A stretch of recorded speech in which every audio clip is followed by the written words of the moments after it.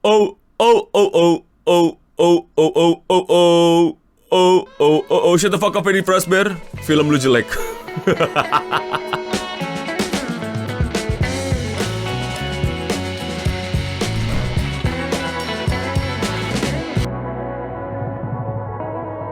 Seperti yang kalian bisa lihat, gue seperti orang kurang tidur. Ini bukan karena gue begadang main Baldur's Gate 3, ini karena gue susah tidur. Gue masih menyimpan rasa horor, rasa kecam, dan rasa thriller dari film Five Nights at Freddy's yang sangat menakutkan, yang sangat menegangkan itu. Ketakutan itu masih tersimpan cukup baik di hati gue, sehingga sulit bagi gue untuk tidur nyenyak karena gue takut nanti disamperin sama William Afton. Kenapa gue sampai ketakutan begitu? Emang kenapa filmnya? Apakah seserem itu? Iya, film ini serem banget ya. Jadi kalau lu nonton ini sama keluarga lu, pastiin itu ibu lu nggak punya penyakit jantung, bapak lu nggak punya penyakit jantung, dan adek lu dalam keadaan sehat. Karena gue yakin lu satu keluarga pasti nggak kenapa-napa dalam bioskop. Lu akan tenang-tenang aja atau mungkin bahkan nggak kaget sama sekali kayak gue. Karena ini film menakutkannya di directing sama script writing-nya. Sangat-sangat menakutkan buat kalian yang udah main atau udah ngikutin FNAF. Ini kacau banget sih, scary man. Spooky Five Nights at Freddy's. Jadi orang-orang tuh gak tau ya, banyak yang komen di bawah, jangan spoiler no kalau review. Shut the fuck up, Freddy Fazbear, lu jangan nonton video gue kalau nge-review udah pasti sebisa mungkin spoiler. Jadi FNAF movie ini menceritakan bener-bener FNAF 1 kayaknya ya. Bagaimana sih apa yang sebenarnya terjadi sih. Tapi gimana ya, ini disclaimer dulu, gue nggak main FNAF ya. Gue cuman liatin YouTuber main, teman-teman gue main, Markiplier main, dan gue nontonin videonya game theory gitu. It's just a theory, a breakfast theory. Dia ada cameo di sini ya, si MadPat, dan nggak tahu kenapa cameonya kayak good for him, tapi aduh, nggak tahu ya, gue lebih suka orang-orang content creator itu tuh yang masuk ke movie tuh dikasih peran aja gitu instead of cameo gitu. Karena si MadPat ini kalau kalian nggak tahu, dia juga pemain teater gitu di kampusnya. Jadi ya, why don't you guys give a chance gitu untuk beneran jadi MadPat mungkin yang berusaha untuk mecahin misteri. Nggak tahu, kayak cuman tiba-tiba jadi gitu doang. Sama ada Cory Kenshin ya, yang jelas-jelas di trailer ada gitu, yang menurut gue itu sangat-sangat merusak mood sekali ya. Cory Kenshin di trailer harusnya dikasih surprise dong di dalam. Katanya ada Markiplier, gue nggak lihat, apa gue ketiduran duluan pas nontonnya. Tapi ya, intinya Five Nights at Freddy's ini adalah sebuah film yang menurut gue bukan fanboy, gue cuman tahu, gue ngikutin, apalagi meme-nya aneh banget. Apalagi buat kalian yang hardcore main gamenya, gue tanya teman-teman gue yang nonton ya, aneh banget. Oh ya, konteks gue dipaksa nonton ya, sama gak dipaksa sih, diajakin, tapi kayak terpaksa ngikut gitu. Mereka semua yang ngajak nonton gue adalah FNAF lover gitu ya, yang ngikutin lore-nya sampai apa ya, masuk ke lubang Reddit-nya, dan pas nonton mereka tuh yang kayak gini reaksinya. Kayak orang dapat menu makanan gitu yang nggak sesuai sama yang dia pesen gitu, kayak gue nggak pesen ini, kayak kenapa di ininya nih.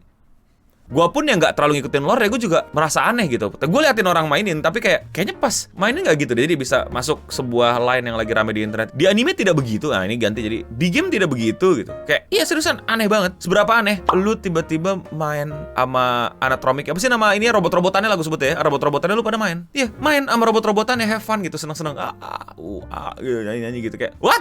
Emang gini ya? Gue kan nggak main semua FNAF dan nggak liatin semua FNAF ya. Di FNAF berapa lu bisa bikin benteng-bentengan sama para robotnya nih? Dan buat gue jadi gak serem. Gue gak tahu ya apakah ini semua robot beneran atau ada yang 3D, tapi buat gue yang di game tuh serem. Maksudnya mereka supposed to be serem karena memang mereka adalah makhluk-makhluk yang bakal gangguin lu gitu. Tapi di movie gak serem. Kayak temen main, bener-bener kayak merchandise, kayak maskot yang emang cocok dan pas buat bocil-bocil mainin. Seriusan, aneh banget. Gue kayak, emang gini ya? Apakah emang begini harusnya Five Nights at Freddy's itu? Maksudnya kalau misalnya menceritakan FNAF pas masa-masa kejayaannya yang belum ada aneh-anehan, ya fine gitu. Tapi ini kan udah jaga shift malam nih ya. Oh ya, bagaimana sih plotnya gitu? Oke, gue ceritakan sedikit ya, sorry nih. Ini yang lebih bikin kacau lagi. Jadi plotnya ada orang lah, Mike gitu, yang intinya dia ada gangguan mental, yang dimana dia punya tragedi lah, PTSD gitu, sama adeknya yang diculik sama seseorang, dan dia ingat mukanya tapi entah kenapa susah nginget gitu. Terus dia kayak punya banyak mimpi lah, dan atau mungkin sengaja lah biar bisa mimpi itu terus, biar bisa ngelihat muka penculiknya itu siapa gitu, untuk bisa somehow revenge atau menuntaskan masa lalunya gitu loh. Tapi akhirnya itu jadi kebawa ke dunia nyata sehingga dia susah untuk bekerja dengan benar gitu. Sampai akhirnya dia dapat pekerjaan di Five Nights at Freddy's. Yoi, menjadi satpam security, yang dimana kerjaannya bukan liatin kamera malah tidur. Kan aneh kan? Lu kalau main game ya kan, lu ketik lagi apa, klik kamera gitu kan, ngeliat oh di sini ada siapa nih, wah ada Freddy, wah ada Foxy gitu kan. Ini nggak, lu tidur di situ, lu sebel kan, kayak hah kok gini gitu. Gue yang nggak tahu ini apakah di Freddy's 4, 5 something kayak gini apa gimana, tapi buat gue itu hah kok gitu.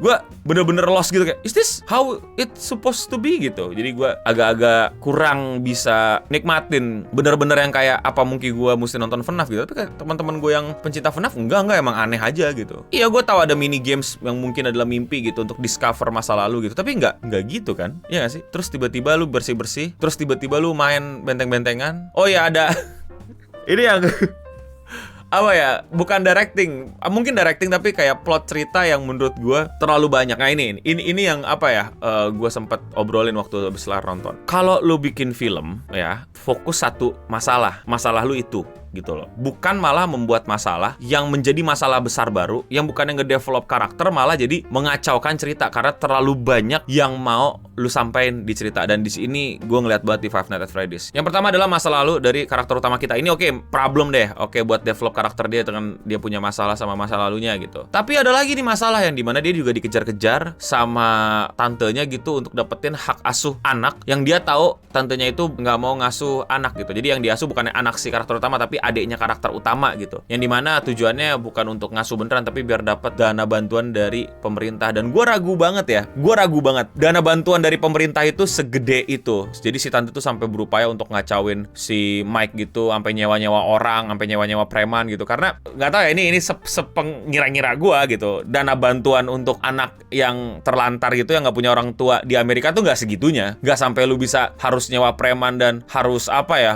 mengacaukan pekerjaan orang, dihancurin tempat kerja gitu-gitu. I don't think so sih. Nggak tahu ya, menurut kalian gimana? Sampai ada pengacara, dan pengacaranya tuh ketakutan banget gitu, yang sampai kayaknya gue nggak harus di sini. Nah itu plot baru lagi tuh, konflik antara si tante sama pengacaranya, yang kayaknya udah merasa nggak cocok sama tante ya. Gue pikir pengacaranya bakal bantuin si Mike apa? Enggak, cuman bener-bener masalah baru aja di situ. Ditambah lagi lu punya masalah di Mike sama adiknya yang nggak akur gitu. Adiknya ini suka apa ya, susah bersosialisasi. Ditambah lagi lu punya masalah si Mike sama si tempatnya, sama si FNAF-nya gitu, yang nggak nerima Mike gitu. Ditambah lagi masalah Mike sama tiba-tiba Vanessa. Gue gak tahu, katanya ada karakter Vanessa di game, tapi ini karakter Vanessa tiba-tiba kayak udah yang aneh, tiba-tiba friendly gitu ke tempat gelap gitu, terus malah nolongin Mike. Terus ya gitulah, kayak terlalu terganggu aja gitu. Terus tiba-tiba Vanessa dekat sama Mike hanya karena cerita masa lalunya gitu di sungai gitu, padahal jelas-jelas ada masalah gitu, ada yang kebobol. Terus malah ayo kita ngobrol di sungai dulu gitu. Aneh banget. Terus tiba-tiba di ending Vanessa katanya gue nggak bisa bantuin lu karena gue akan jadi beban buat lu gitu. Oh ya udah, tiba-tiba tetap bantuin. Terus adiknya dibilang, kamu lari ke tempat yang aman, aku mau bantuin abangmu. Vanessa datang mau nyelamatin si abangnya si adiknya itu, maksudnya adalah Mike.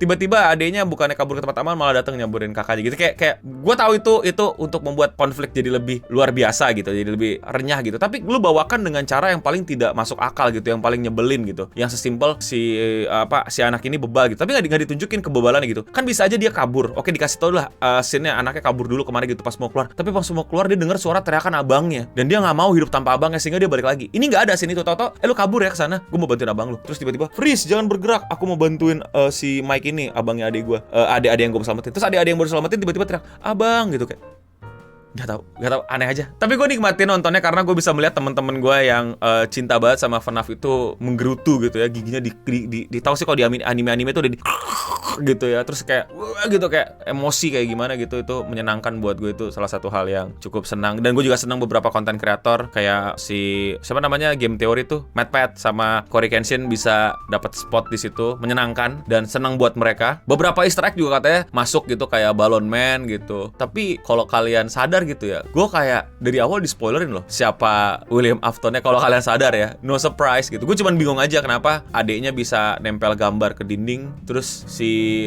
anak-anak kecil yang innocent itu jadi tahu gitu. Itu juga hal yang menurut gue kenapa gitu. Terus ada yang bilang, iya kan adiknya itu bisa berkomunikasi no, kayak waktu itu si Mike dicoret-coret mukanya gitu, tapi bisa apa jadi membuat anak-anak yang di robot-robotan itu jadi benci sama Mike gitu. Ya tapi kenapa harus ditempel, itu kan gambarnya di rumah gitu, nggak di FNAF lagi, kayak nggak masuk kan. Ya udahlah gitu, pokoknya ya mungkin ada yang seneng sama film FNAF karena fanboy. Gue nggak masalah, silahkan aja, ini hak lu untuk senang-senang sama lu akhirnya punya sesuatu yang lu senangkan, bisa dapat film. Gue pribadi tidak menikmati karena teman-teman gue kesel. Tapi kalau menurut kalian bagaimana? Komen di bawah. Apakah gue merekomendasikan nonton? Ya kalau lu cinta sama FNAF, ya lu tonton. Mau jelek mau apapun lu mesti tonton. Kayak gue DC, gue udah kayak ya ampun gitu. Tapi tetap aja ujung-ujungnya gue nonton gitu. Tapi ya tetap lu bisa ngamuk-ngamuk di belakang gitu. Kalau lu kesal sama sesuatu yang lu suka ternyata disajikan dengan cara yang kurang lu suka. Tapi gue nggak tahu nih yang ahli lore FNAF nih, yang bener-bener ngerti au-nya nih segala macamnya, silakan kritisi gue kalau gue ada keliru atau ada apa, atau kalian nggak setuju. Let it be, kalian taruh di komen di bawah. Kalau kalian suka sama konten-konten kayak gini, jangan lupa kalian support gue dengan sesimpel mengklik tombol subscribe. Dan kalau kalian mau support gue lebih, kalian bisa klik tombol join atau gabung sehingga kalian bisa join ke private Discord gue dan kita bisa ngobrol-ngobrol di sana. Sekian Radio Singham untuk episode kali ini. Gue Noboding pamit undur diri dan stay clean and itu ada tapi dikit banget. Gua kecewa sih. Gua kecewa di bioskop nggak ada yang tangannya begini ya ke depan layar terus jangan itu. Gue bercanda aja, lakuin itu bodoh. Soalnya ada yang kame-kameha gitu depan layar. Waktu Dragon Ball itu norak banget sih. Untung yang FNAF nggak ada yang gitu. Itu norak sih, jangan. Ada bocah berisik banget di bioskop. Itu William Afton, Gue juga tahu.